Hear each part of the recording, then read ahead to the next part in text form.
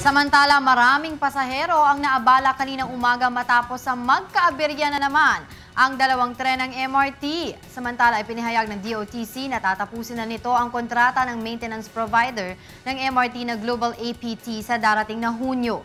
Ito ang balita ni Monokson.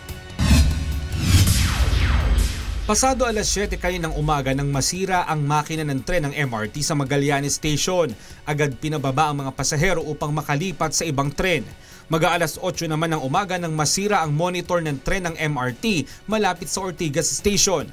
Ang monitor ang nagbibigay ng impormasyon kung may sirang sistema ang MRT. Kaninang umaga, 16 na tren lamang ang nakabiyahe sa halip na 20. Ayon sa MRT, hindi nila mailalabas agad ng maramihan ng mga tren dahil kailangan itong lahat dumaan sa pre-inspection. Lahat po ng tren natin, ibibigay po sa atin yan ng maintenance provider at around 3 to 4 in the morning. And isa po yan na i-check natin. Magkakaroon po muna ng systems checks at magkakaroon po yan ng tinatawag natin na train preparation checklist. Enero ngayong taon na umpisang mabawasan ang bilang ng mga tren na pinabibiyahe ng maintenance provider. Tatapusin na ng DOTC ang kontrata sa Global APT sa June at hahatiin na ng DOTC sa 7 kumpanya ang maintenance sa mga tren ng MRT.